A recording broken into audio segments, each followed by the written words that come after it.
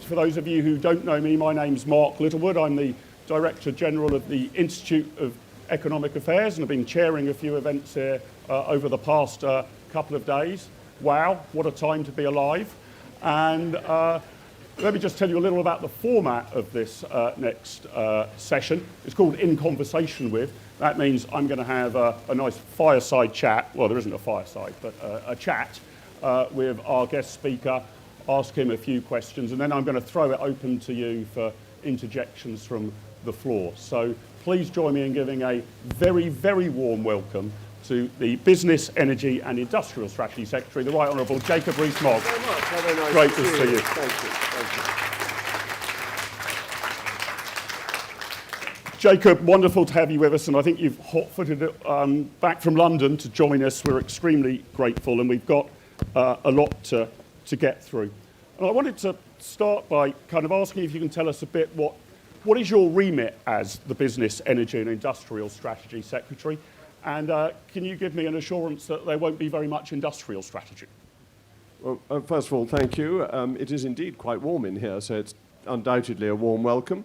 I'm sorry I'm a few minutes late. I have come back from a meeting with an important friendly government about how we ensure we have some more gas supplies, so that's why I'm late, which I hope is excusable. Cool. Though punctuality is the politeness of princes, as they say. Business, Energy, Industrial Strategy, it covers almost everything. And what I want to do is have an overarching view that works, because if you look at energy, we need cheap energy. That is how economies grow. That's essential for business. What we have been doing in recent years, and this started with the last Labour government, is making energy prices so high that we import things from other countries and make our businesses less efficient, and then we get asked to subsidise them in return for charging them very high prices for their energy. And steel is a case in point. This makes no sense at all. What we want to have is efficient enterprises at competitive energy prices. And that's what we need to work through, rather than thinking that we can have a successful economy by charging higher prices than other economies can cope with, and thinking that we will export our carbon emissions. We can't. One should view it as a whole, and whether the carbon is emitted on the continent or in India or in the United Kingdom really isn't the point. It's that you want to reduce those emissions as you head towards 2050. Industrial strategy, what is my job? What is the government's job in relation to business? It is to create the platform on which business can thrive. It is not to tell businesses how to run themselves. It's not for me to recreate NEDI. Do you remember NEDI and all those sorts of things, which I seem to remember Nigel Lawson abolished? We don't want to be doing any of that, because the people who know best how to run businesses are not, whisper it quietly, politicians. They are people who are active in business. And so we need to get out of their way and let them get on with it and make things as easy as possible for them to run competitive businesses. So that's my aim for industrial strategy. Great. Well, that tees me up nicely, because I wanted to start by talking to you, Jacob, about the scale of the problem you face. The IEA did some research trying to work out how much does regulation and red tape cost businesses per year. Now, it's a fiendishly difficult calculation. You can't nail it to a pound.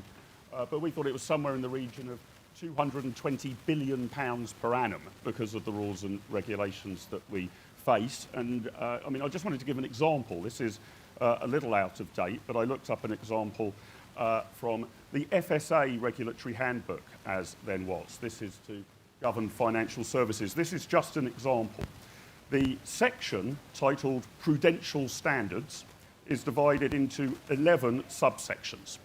The subsection Prudential Sourcebook for Banks, Building Societies and Investment Firms is made up of 14 subsections. The subsection Market Risk is divided into 11 subsections. The subsection of Interest Rates has 66 paragraphs. There are over 1 million paragraphs of regulations in the rulebook. How on earth have we got to this situation where we're in danger of becoming a kind of nation of compliers rather than producers? But how can you say that when it works so well? I mean, we have all this wonderful financial regulation, which is why pension funds hadn't speculated on extraordinary derivatives. Oh, so I'm so sorry. That's the problem, is that we've got all these regulators, and they are always regulating for what happened last time round, but their time horizon is too short. What's so extraordinary about what has just happened with the pension funds is that it's basically a rerun of LTCM. And LTCM only happened 20 years ago. What were they doing? Why were they telling pension funds that the only risk-free investment was gilts when gilts were at their highest level since gilts have existed? Why did they have no understanding that buying in a market at the top of the market, when a market couldn't really go any higher, when you had zero interest rates, was inherently risky? And leveraging on top of it. And if you look at people who bought gilts in the late 40s and early 50s, their savings were wiped out because it was a risky investment, particularly if you have any inflation, when a fixed return investment is destroyed by inflation. And it was just this assumption that everything was now going to be economically the same forever, and failing to think about the long-run history of economics and where the risks were. So, look, I absolutely agree. If we had regulations that saved us from all these problems and all these risks, it would be one thing. But they don't.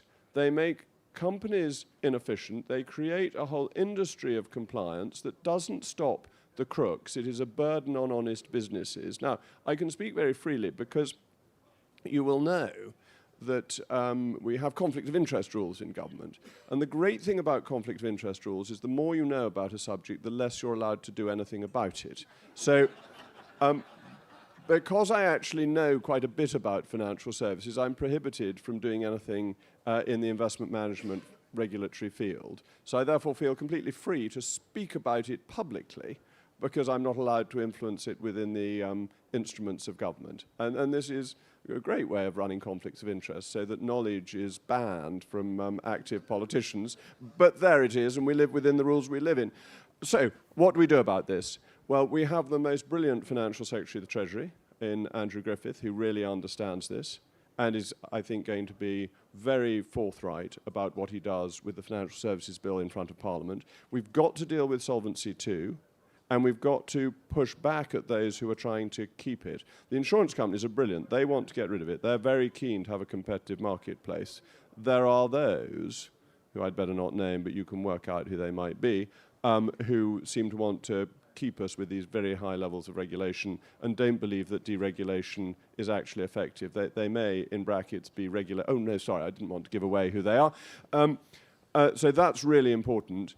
But there are over 300 retained EU laws under BEIS directly.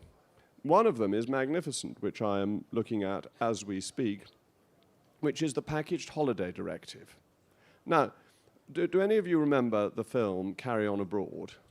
Yes, it's a great film, isn't it? And one of my favourite carry-ons, as it happens. And I've just been rewatching them all because my children are of the right age to have that sense of humour, and I've never got beyond that age of sense of humour. And the Package Holiday Directive is basically there to stop you buying a package holiday to a hotel that hasn't yet been built. That's perfectly sensible. But what it does is if you decide to go on holiday in Cornwall and you stay in a bed and breakfast, and the bed and breakfast arranges for you to go to dinner in the restaurant next door and sells you that with a discount as part of the trip, they have to implement the Package Holiday Directive. Well, this is crazy. It's just an enormous bureaucracy and cost to small businesses who aren't going to be selling you something that doesn't exist because that's not the system of the market, but also you're protected by your credit card company if they sell you something that doesn't work out. So there are other protections already there. Now, what was quite funny is when I was in the Cabinet Office, I was arguing with BEIS to try and get rid of this ridiculous thing. Now I'm in BEIS. So with a bit of luck, I can agree with myself and get my own way. Anyway, that's what I'm trying to do. The new government, Jacob, is committed to growth, to seize getting growth back up to a long-term rate of 2.5%, trend growth rate as being a key aim. I mean, almost the strategic aim of the government, one might say. It does seem to me over over my lifetime, the biggest growth sector in the United Kingdom has been regulation. That's been the biggest growth industry. Here are some numbers to conjure with. From 1979, when Margaret Thatcher became Prime Minister, to 2010, so I'm going back a decade or more now, there was an increase in the financial services sector to having one regulator for every 11,000 people employed in finance. That's what it was in 1979, one regulator for every 11,000 people employed in financial services. By 2010, one regulator for every 300 people employed in financial services. If the trend rates of growth of both regulators and those working in financial services continue, by 2070, everyone who works in financial services will have their own personal regulator on their shoulder. This has been the trajectory we're on. What I'm glad that you sort of share that analysis. Do you have any thought about how to go about unraveling this? I mean, how have we got to this position? And you know, we've had a good period of Conservative government in which it's increased. And what's the mechanism? What's the strategy to fight back? Is there a danger that you're going to be sort of tackling the weeds with a pair of nail clippers, and you may actually make a little bit of progress, but the odds are against you? And you know, what's the weed killer that we need to throw on this? Yeah. I was a bit worried you were giving careers advice to young Conservatives in the room, that if they want a successful career, they should become a regulator. I hope that isn't the conclusion. The statistic you've just given is in the brilliant book by Edward Chancellor on the price of time, which I would recommend as reading to everybody in this room who's interested in interest rates and regulation and the overall way you should make a market economy work. I think it's a particularly brilliant book, one of the best I've read in recent times. What do we do about it? Are we mowing the lawn with a pair of nail clippers? And do we have enough mowers with clippers to do it? We've got to change the view of society about what we're trying to do. Because the problem with getting rid of regulators is the next day something happens, and then there's a great demand for a bailout. Now, there was a bailout within the last couple of years, and I was leader of the House at the time, and the bill came to me, not the physical bill, the bill to become an Act of Parliament, came to me to try and work out when it should be scheduled. And I said, why on earth are we doing this? People made an at-risk investment. They have lost money at an at-risk investment. They were getting a superior return. The general rule that if it sounds too good to be true, it's not true, is one that investors ought to follow.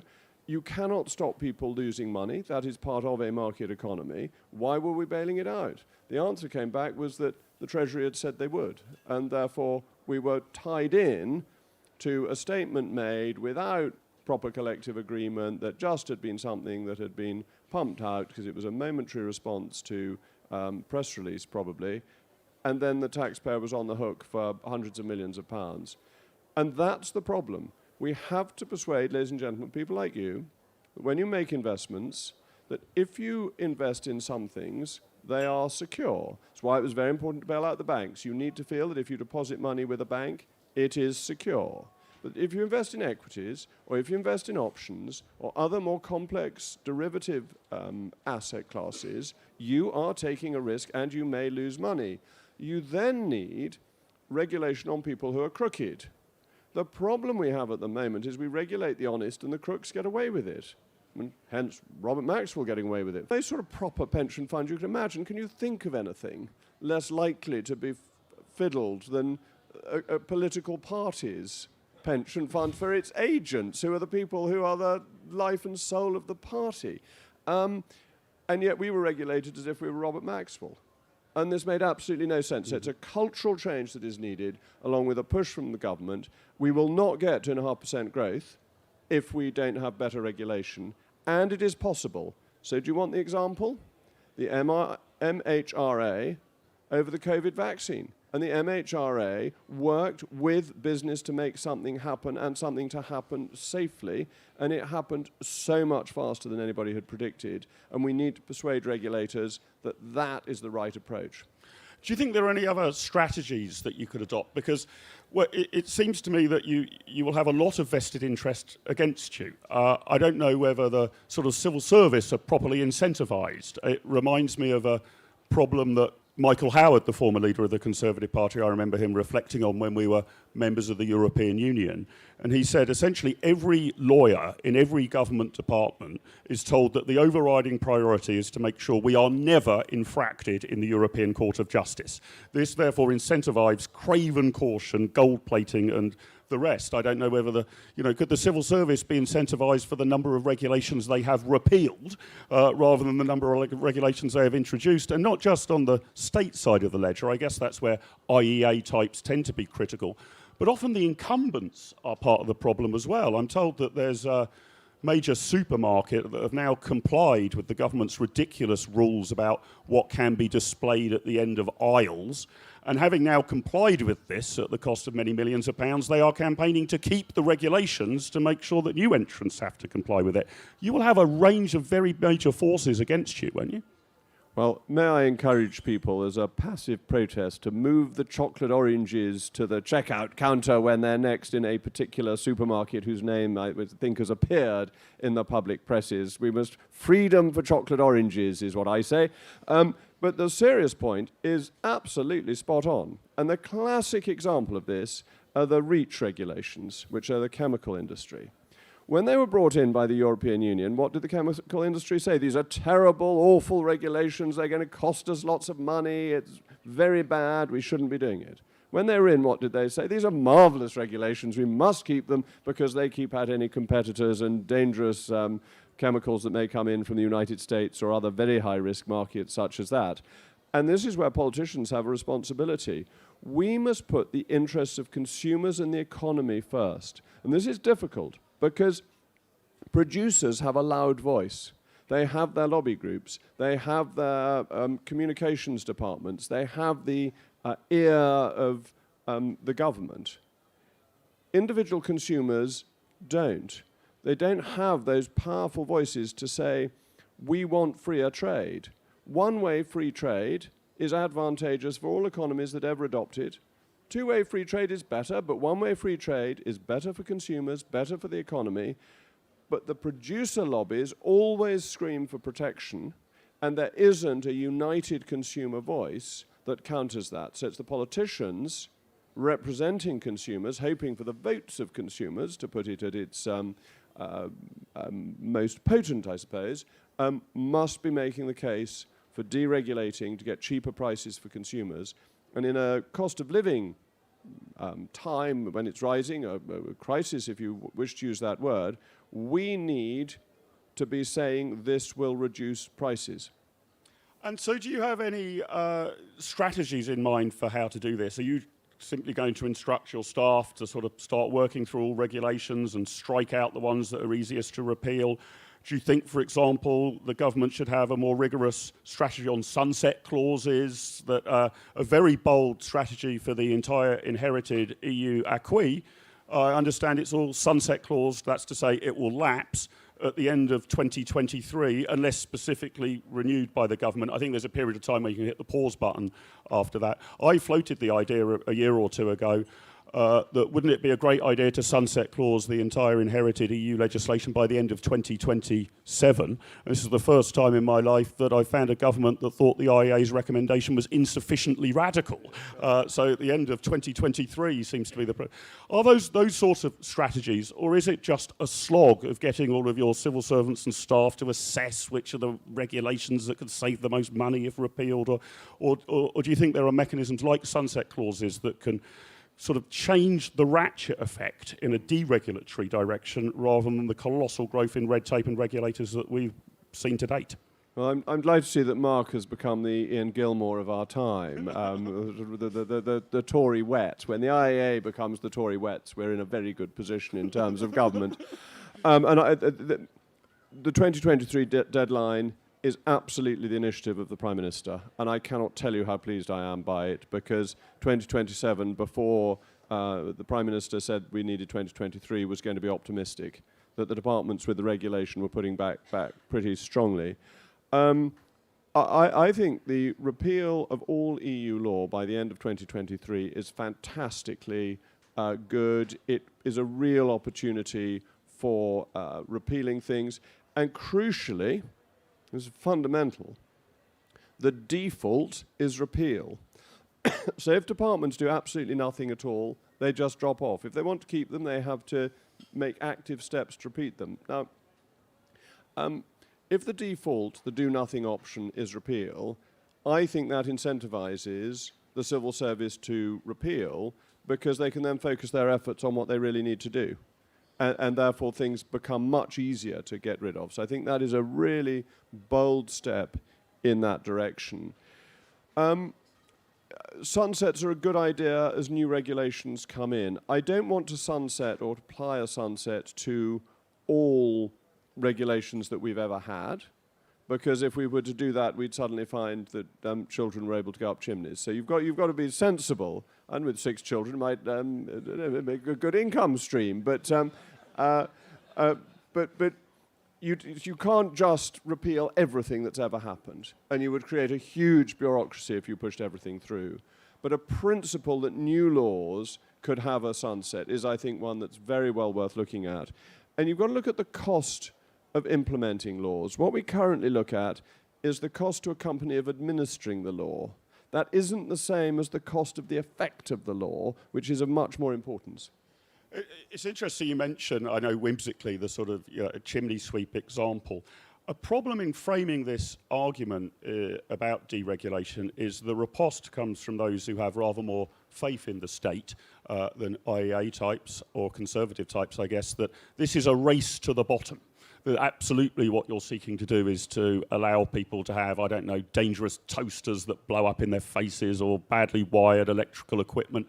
How can we frame the argument such that we are removing red tape and barriers whilst persuading people that this doesn't mean they'll have endlessly dangerous kit and equipment or be fleeced by cowboys or all of the rest of it? Because that's the concern, even amongst non-leftists, that sort of is this actually going to allow all sorts of dangerous kit onto the market?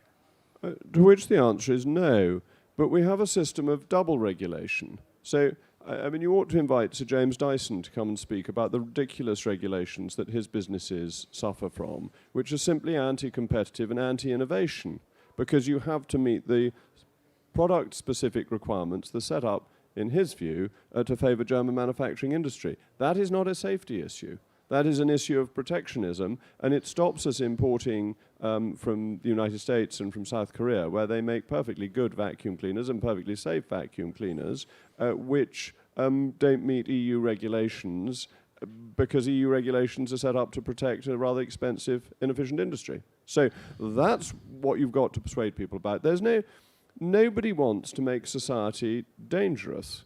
There is every intention of ensuring that there are proper safety standards and that those are maintained, and proper employment standards and those are maintained.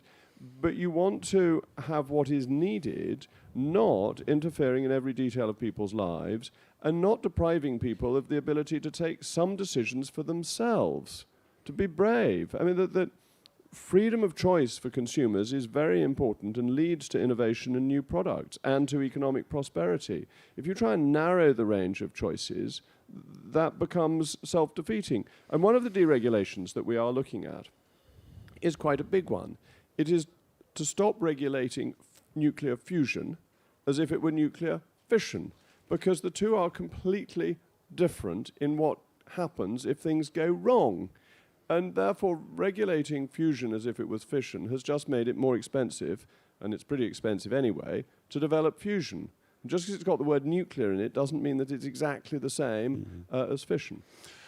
Do you have some advice for, I mean, oftentimes, and I say this looking back to the time of David Cameron's government, I did a little bit of advice around the regulation of disruptive business models, challenger businesses. And here is a problem that I've got with entrepreneurial breakthroughs, with the way they're treated by the government, is that oftentimes, and it goes to your fusion point, a new service comes to market and the state, the authorities, can't work out which pigeonhole to put it in. You know, is Uber a taxi firm or a car hire firm? Is Airbnb a hotel or an estate agent? And all of the rest of it. And speaking to some of the people involved in these sort of businesses, They said that the biggest worry on their shoulders wasn't so much what the rules were, it was which set of rules, if any, applied. And they didn't know if they were suddenly going to be told, oh, we've decided you're actually a bank, or we've suddenly decided you're an estate agent and you don't have a license to operate. Is there any way that your department or the state in general could give some sort of certainty to these people? I don't know, you write a letter saying, I'm intending to do A, B, and C, and if the government doesn't reply within 28 working days, I've got permission to do so, sort of thing. Because that was a real chilling effect on new business models that didn't obviously fit into traditional pigeonholes. And usually the innovative business models aren't in the old sectoral pigeonholes. Now, that, I'm sorry to say, that's the Brussels effect. And it's bitten us all. It really has. Because what's the traditional common law principle? If it's legal to do it, it's legal to do it until the state says otherwise. We must get back to that principle rather than saying, which regulatory pigeonhole, where do I get my permission from? Go ahead and do it. This is a free country, and we have to show, the government has the onus to show that it is regulated, not you to find out which pigeonhole you fit into. The last thing I want is to have 28 working days, it's amazing how long you can stretch out 28 working days one way or another. I did manage as Leader of the House to get Christmas through, I think, to the 14th of February. It may have been even a bit later by taking the Serbian Orthodox Church's definition of Candlemas, which is the last date that I could get for any definition of Christmas anywhere. And therefore the government met its target on introducing, at least introducing a draft of a particular bill. So I'd be very suspicious of setting those sorts of timelines within government. But no, this is really fundamental. I've got this in a bill in front of me in Bays at the moment, which is all about setting up a huge regulatory regime. And what I've said to my officials is, do we need a regulatory regime at all? What is currently illegal about carrying out this activity? And if it's not illegal, why don't we just let people get on with it and not have any regulation at all? It is in relation to something that is completely and utterly safe. It's not something that could be of any danger to you at all. So it's not some wild, far-right, fantasy, deregulatory snuff box. It is something that is completely and utterly safe, whether default, and it's a consequence of our EU membership, where we move to a civil code approach where you're not allowed to do anything unless somebody says that you can. And we've got to get back to our principles. So if we've inherited that, and my God, even if I've inherited the mindset, mindset, we've got a problem. But we've inherited it in a lot of areas. We were looking at the labour market. I think, if I recall correctly, 1 in 5 workers in the British labour force require some sort of licence to conduct their activities. And now, again, you can imagine at some levels this makes sense. Brain surgeons, for example. Estate agents, really? Do we really need 20% of the workforce requiring a licence from some state authority to go about their ordinary business? Some of the high-end, more risky professions, but 20%? But, ladies and gentlemen, this is really up to you. What do you want? What sort of society do you want? When I left university, a friend of mine, exact contemporary, signed on as a minicab driver. And he used his old car to drive people around and earned a bit of money when he'd immediately left university. And that was a helpful thing for him to do, and it was a cheap journey for people. Now, of course, he'd have to be regulated, he'd have to be DBS checked, on and on it goes, because people want more safety in their minicabs. What do you want? Do you want to have this flexibility, or do you want to have certainty when you get a minicab that the car will have its MOT up to date and all these things?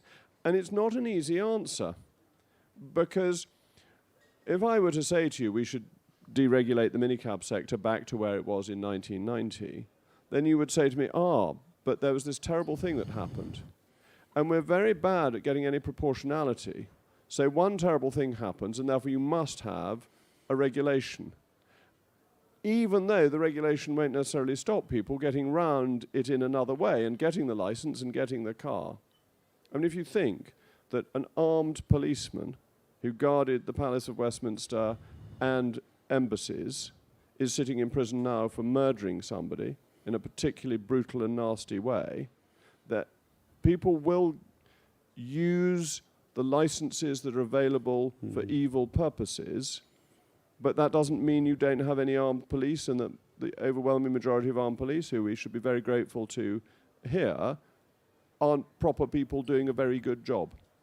And so you've got to try and get some understanding of what you're regulating away, but you can't do it without societal consent. Because actually, I have a feeling that most people in this room do not want to go back to the lack of regulation for minicabs that existed in 1990. I think most of you feel safer, and dare I say, most of us who are parents feel safer, that our children should get in a taxi. Well, I'd always stick to a black taxi, but that's because I think they're marvellous and I'm old-fashioned. And during the height of Brexit, they gave me lots of free rides, because they're all the politically soundest people you can ever meet. Do you want an aside? I once had a marvellous occasion when I left Palace of Westminster. I was going across to a restaurant on the other side, and there were two protests. The first protests were the sort of Extinction Rebellion type. So I came out, boo, lots and lots of boos. The other side of the square, there were the taxi drivers, hooray! And I rather enjoyed the juxtaposition of the two. But it is reassuring that there are some regulations, and we all have the regulation that we quite like. So mine might be that I want minicabs to be safe. Yours might be that you want hairdressers to be regulated, so you get your smart haircut. Well, I think one of my favourite it was only a proposal from the EU. It didn't come in. I don't want to mislead anybody. And I think it was actually the UK government that stopped it. There was a proposal to make hairdressers safer by banning hairdressers from wearing stiletto heels or heels above. I'm not sure there has ever been a recorded instance of a hairdresser tripping over and accidentally stabbing somebody in the neck because they're wearing stiletto heels. But this was a sort of risk aversion sort of culture that we've got used to now, right? The mind boggles. My 83-year-old barber, who has been cutting my hair for many decades, I cannot imagine him ever being at risk heels. From this particular directive. Jacob, I'm going to ask you one final question, then I'll take questions from the floor, so do try and catch my eye. I don't know if we've got a roving mic. If we've got an extra roving mic, excellent. I'll come to the floor in a minute. But my last question is, how are you going to measure, how should we measure the progress and success that you have over the coming weeks, months or years? I'm a bit sceptical about KPIs, key performance indicators, but do you have in mind, I don't know, a number of regulations you're going to rescind, or some limit on new regulations coming forward, or some way of measuring the impact of getting us towards this 2.5% growth target? If we're back here in a year's time, how will you know whether you've done well, badly, brilliantly, averagely? The difficulty with political decision-making is that most of the success or failure of it comes in years rather than in months. So what I was talking about in the meeting I was at earlier this morning was actually about helping energy security not over the next 6 months, but over the next decade. If I get that right, and we get the right associations, then the person who will get the credit will be the business secretary in 2030. Not me, because heaven knows what I'll be doing at that point, probably pootling about in Somerset, which is always a good activity. And politicians have to make those long-term decisions. If we get regulation right, and we deal with retained EU law, that will supply incremental growth for decades to come. But it won't blow the lights out in any individual year. And this is one of the frustrations about talking about Brexit benefits, because whenever I talk about one, it is the Packaged Holidays Directive. Now, we did not vote to leave the European Union because of the Packaged Holidays Directive, however stupid it is. But there are dozens and hundreds of regulations which cumulatively add up to a fundamental economic change. There are tariffs that we apply on goods coming from outside the European Union that make life fundamentally more expensive for British consumers. But in and of themselves, each one is relatively small. And what we've got to do is get the whole gamut of them. So the 2,400 or the 2,500 EU regulations, we need to turn into rules that make us more economically efficient. And the combination of that will be very powerful and will benefit prime ministers as not yet born. But it will have a fundamental transformative effect on the UK economy. So unfortunately, we're going to have to come here in about 50 years' time and have a seance. Is there anybody there? Not once for yes and twice for no. And I will say, look, we got rid of 2,500 laws and the economy has grown by 2.5% a year. And it's actually happened from day one, from us doing it. And I said this during the Brexit campaign, that you will see the successes of Brexit accumulate over an extended period. It doesn't mean you're waiting all that time for the benefits. It means you see it accumulate and accrete. And we've got to make decisions that little by little improve things at the margin, because marginal improvements become a fundamental improvement in the end. That's all from me. I'm going to come over to the floor, so raise your hands if you'd like to ask a question. Just to remind you of the rules of Think Tent, if you haven't heard them before, you can make an observation, preferably a question, or a speech of no more than one sentence that ends in a question mark. Those are the rules. So let me talk with Tim at the front, and also if you wouldn't mind introducing yourself, then I'll take the lady here and the gentleman behind you. Let's take those three, and then I'll come back to you, Jacob. Tim, if you could introduce yourself. Jacob, Tim Stanley, Daily Telegraph. Jacob, taxation is a form of regulation. Can you answer the question that was put in the previous session, which is, for people who earn a certain amount, thanks to the 45p rate and thanks to the withdrawal of personal allowance, they can pay a marginal rate of 60% on what they earn. And what the gentleman said in the previous session was, how do you justify taking £6 out of £10 from everything that someone makes? How do you feel about that personally? Are you happy about the fact that government does that? No, of course I'm not. I'm in favour of low taxation. But I'd also turn it round to the universal credit, because we withdraw the universal credit now at 55p. And I think financial incentives are the same for people on the low end of the income scale as on the top end. I think the Laffer curve works in both cases. And I think that if you reduce withdrawal rates and you reduce marginal taxes, you actually get greater economic growth and you get more in taxes. However, as we have just discovered over the last few days, cutting taxes is not as easy as one might like it to be, because the headline is that you're increasing inequality. And we all know in this room that the biggest decrease in inequality was created by the 2008 slump. Everything balances at zero. If you destroy the economy, there's no inequality. What you need is economic growth so that everybody gets richer. But we need to be making those arguments, and we've begun to. The government is making those arguments. The IAA has been heroic at making them. The Telegraph, dare I say, is brilliant at making them and reminding us of why we should be making them. But us politicians have to do more about it, to point out that if you want a prosperous and successful society, you need lower tax rates and you need economic growth, and that makes everybody better off. That is what will really help deal with poverty and all the issues associated with that. The lady here again, if you could introduce yourself, please, madam. Jacob, good morning. Linda, leader of Cornwall Council. So the last time you were down, you were steering a tug in Falmouth Docks. Thank you for that. But that particular company is going to form part of our investment zone. And the investment zone is this government's initiative.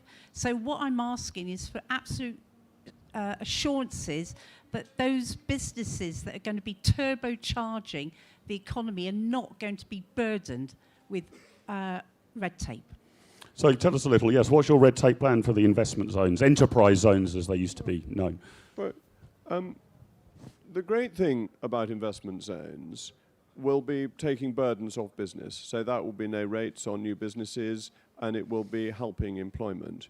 But it also needs to be that investment activity can take place, and that is a degree of planning, because planning holds up investment sometimes for years. If we take just offshore wind takes 4 years to get the permissions for, even though it's offshore. Well, what's the problem? It's not going to spoil anybody's view. What are we fussing about? And we've got to get to a point where we do things that we are going to do anyway, efficiently and cost effectively. And we're not doing that at the moment. And in investment zones, we should learn from the success of Docklands, because Docklands was its own planning authority and therefore was able to get things done in a reasonable amount of time, to the huge benefit of financial services and of the economy across the United Kingdom. You have, of course, to recognise that investment zones will be limited areas. We're not making the whole country an investment zone, so people will have protections in their villages and in their towns, that they will not find that all their rights are trampled over. But in industrial sites, I think it's really sensible to speed things up so they actually happen. And if you look at some areas of our country which are brownfield sites but benefit or are hindered by protections, all that does is stop them being developed, become more attractive and usable, economically active zones. So that's part of what we must do with investment zones. Can I just ask a quick follow-up to that question? Because we're often asked, my colleagues and I at the IEA, whether we favour this investment zone or enterprise zone approach. And I argue that I'm really only in favour of it in the singular, not the plural. If all of these regulatory relaxations are a good idea for some area of the East Midlands or the South West, why don't we just have one enterprise zone and call it the United Kingdom? Because the country wouldn't wear it. We've got to be realistic.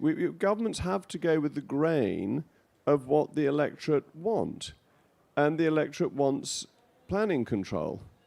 And therefore, you have to ensure that where you don't have planning control, where you make things easier, is in areas where people will consent to it, will be happy with it.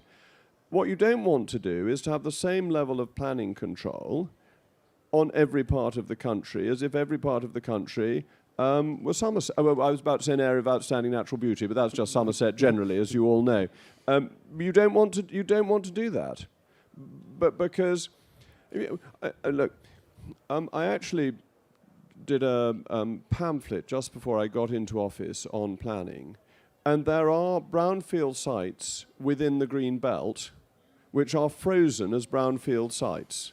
Even though they're hideous, even though they're junkyards, they can't be used because they are in the Green Belt. This is crazy and stops us building houses, building offices, doing the things that we need to do to help people have places to live, to help the economy to grow. And therefore, these broad brush definitions don't work. But do we want to make sure that there is a green belt between Bristol and Somerset? Yes, we do, because we don't want urban sprawl and ribbon development and all the things that we know are not actually a very efficient use of the land in the first place. But should we maintain as green belt junkyards? Well, it seems to me no, we shouldn't. Okay. As a gentleman on the end of the row there, thanks, and then I'll come two in. So, sir, if you could introduce yourself. Louis Plowden-Wardlaw from Terrestrial Energy, which is a maker of advanced modular reactors. In your prefatory remarks, you demonstrated your understanding that energy is the primary input to the economy in all of its aspects. Do you intend, in your capacity as Secretary of State for BEIS, to create the conditions for the UK to become a leader in advanced nuclear, for example, by allowing the deployment of nuclear heat on brownfield sites, and therefore enable the re-onshoring of industry and the associated jobs that will enable, together with the export markets that will capture? Well, I'm very excited about small modular nuclear reactors. They could be a much faster way of getting energy than the big reactors. There's a lot of regulation around that. Did you know, you probably did, but I don't know if everybody else knew, that Sizewell C will require 140 individual approvals from arms of the state, each one of which is potentially subject to judicial review. It's an absolute miracle we ever get anything done. I'm rather than thinking, why does it take so long? I think, why does it ever finish with the abilities we have to delay things? But modular nuclear power is potentially very exciting, and making it work with industry is extremely exciting. And it's on all sorts of different scales. So some modular nuclear is down at 20 megawatts, some is up not far off a gigawatt. So not all is small in the modular, but it is modular, so you clip it together simplistically like a Lego set, and if you put it next to the energy-intensive industries, that could be a really good way of combining things. But we've got to make sense of our energy and industrial policy. I am so obsessed with steel because we make our energy £30 per megawatt more expensive for steel, and that makes it almost impossible for steel to be profitable. We put steel into our roads and into our railways, so we make everything we do more expensive. But it's not just steel we're doing this to, we're doing it to our cement. So every pound of taxpayers' money the government spends on things that are energy intensive has this huge, and it's £30 on £50, so it's about a 60% increment on UK energy. And what does this do? It moves carbon emissions offshore, and all you add is the transport emissions. So if you're a member of the Green Party, it doesn't make sense for you. And it doesn't make sense for people who want British enterprise to succeed. Now, nuclear is a great answer as we roll it out because it doesn't have the emissions problems, but we've got to get to a sensible energy policy first, because if we don't, we won't have any industry left for the nuclear energy to be supplied to. Gentleman there, and then I'll move towards the back. Sir, introduce yourself if you would. Thank you. Nick Puntis from your neighbouring Wiltshire Council, also a business owner. So if you will indulge me for a moment, I'd like to return to deregulation and the EU. So yesterday, the brilliant DCMS Secretary, Michelle Donnellan, announced an overhaul of GDPR regulations. Now, from a business point of view, that is going to make a heck of a difference. So what are you going to do to ensure that those changes are filtered down through as quickly as possible to businesses? Thank you. I'm delighted to hear it because from my previous perch of Brexit Opportunities Minister, I was constantly asking DCMS to go further with the GDPR reforms. They need to go further. They need to produce a much more flexible system. It is so expensive and it's so anti-business that the EU rules are a real disincentive for non-EU businesses to invest into the EU, and we've kept them on. And part of this is the 4% fine on global income. So if you have a small outlet in the UK, you risk this 4% fine on everything you do. So you don't open up the outlet. Unless you're going to do something really big, you don't put your toehold in. We've got to move away from a system that is so penal and so complex and is so tough on small businesses. Because small businesses just need to crack on with business rather than worrying whether the list of customers that they send bills out to needs to be handled in a particular way, and whether bills that are over a certain number of years old need to be removed from their system. This is just a terrible waste of everybody's time. So I'm completely on side with that. It's a DCMS responsibility. And you may remember why this all went over to DCMS. It went over because one Vincent Cable, in an indiscreet moment in a constituency surgery, said how he was going to squeeze one Rupert Murdoch until the pip squeaked, and therefore digital went over to DCMS from BEIS, which is where it was before. So BEIS is fully supportive of what DCMS is doing. Let me move somewhat towards the back. The lady in the green right at the back there. Let's move towards the back. Yes, if you would introduce yourself. People are sort of slightly breaking my regulation about the one sentence ending with a question mark, so if we get a bit back on track with that, that would be fantastic. Madam. Hello, I'm Judith from Spain's International News Agency, and I wanted to ask you, how confident are you that this government can restore its credibility in the financial markets and amongst the electorate? Oh, it's easy. Financial markets take their views on a daily basis. Financial markets aren't the single leviathan that people seem to think. They are trading decisions made by millions of actors on a daily basis. And somehow or another, the Euros managed to reassure investors. I wouldn't believe it for too long. So if you can fool people into thinking the Euro's got a good future, the reality of sterling's a good deal easier. And then the lady just next to you at the back again, standing at the back, yes. Hi, Kitty Donaldson from Bloomberg News. I was wondering whether you will, the government will manage to get benefits up ratings past its backbenchers. The questions are very short. We're drifting somewhat from the topic of deregulation, but a couple of journalists are back. So benefits upgrade. Do you have any thoughts on that, Jacob? As far as I'm aware, a decision hasn't been made, and it's not a matter for me as Bay's secretary. Can we just move forward? The gentleman in the middle of the aisle there, right, pretty much slap bang in the middle with the glasses on, blue suit. Perfect. Thank you, sir. I agree wholeheartedly with the regulators are not working in lots of industries, but the topical one is, for example, in energy. The energy market is not right, and the regulation is rubbish. Why don't we just get rid of all the regulators and just put in the regulations that's needed just for the specific thing and start from zero? Year zero approach. Scrap the lot and rebuild from there if it works out. If it turns out you need them. There are elements of energy that definitely need regulating. Our nuclear regulators, for example, are really sensible. They are pro-business, but people are frightened about the risks of nuclear energy, or would be if we didn't have good regulation. And so I wouldn't do anything to risk nuclear safety. Absolutely nothing. And those of us with long memories remember the Piper Alpha disaster. Mm-hmm. I would do absolutely nothing that made any higher risk on oil rigs in the North Sea or indeed in refinery plants onshore. So this is where we are all in favour of a freer market and of less regulation, but we are all also ultimately in favour of that regulation which is essential for safety. We want cages around machines so children don't get their hands cut off. And that means you can't go for a year zero approach. You mustn't take foolish risks. You have to be nuanced about it. Otherwise, we won't get rid of the mad regulations because people will think we're just lunatics.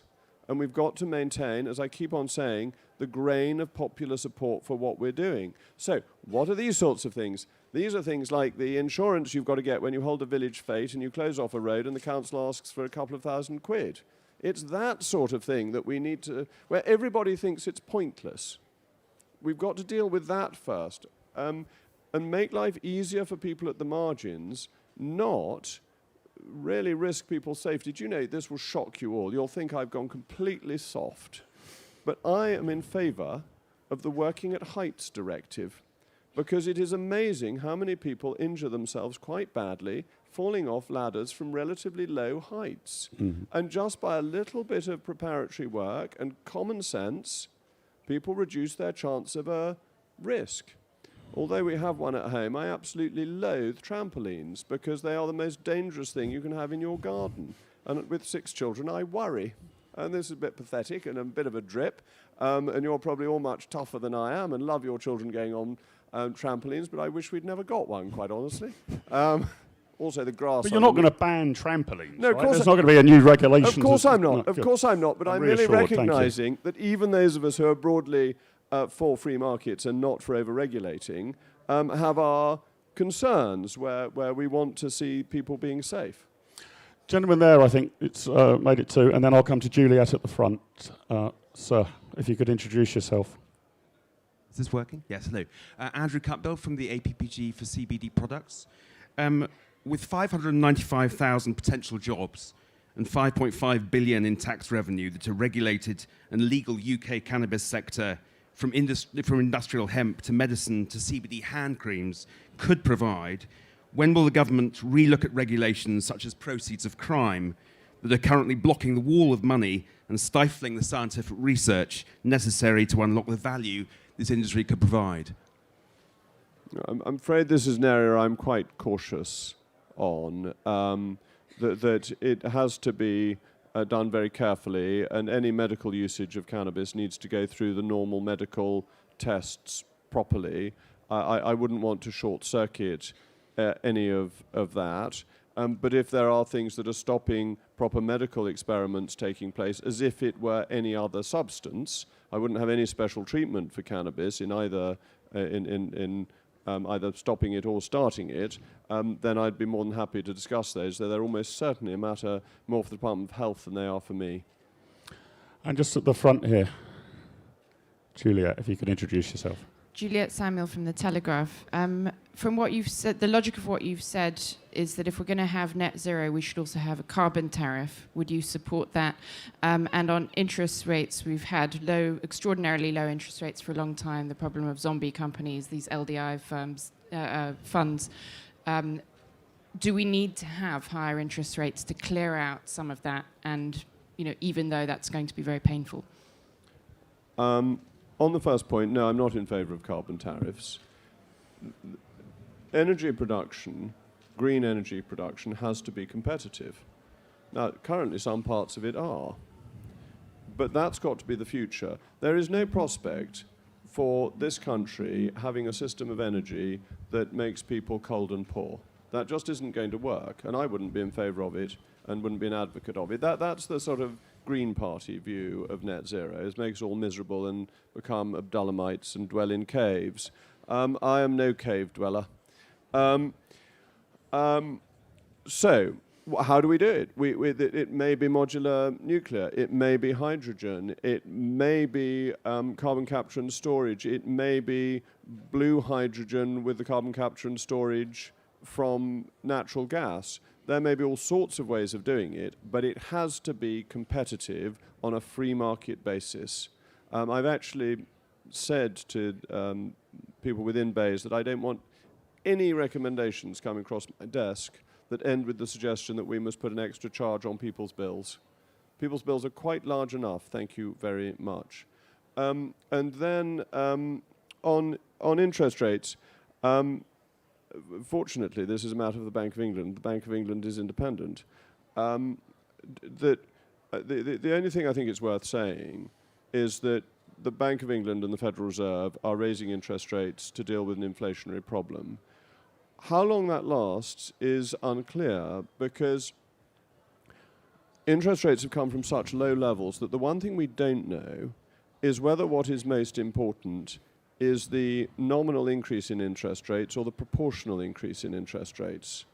And it is not impossible that the proportional increase in interest rates is more important than the nominal increase, in which case it will not go on for as long as people are currently expecting. But I'm not sure that it's right for me to sort of forecast what the Bank of England may be doing, particularly as I'm uncertain myself as to whether it is the nominal or the proportional rise that is most important. I'm afraid, ladies and gentlemen, we're clean out of time. We could go on for many hours. I just did want to report to you, Jacob. I hope you'll be delighted that the IEA and the TPA here in Think Tent have fought and won our first regulatory battle of the week. We were initially told that the capacity in this tent was 120 because of a fire regulation or insurance regulation. We demanded to see the regulation. It wasn't provided, so we managed to extend the capacity. We fought back against the regulations here in this tent already.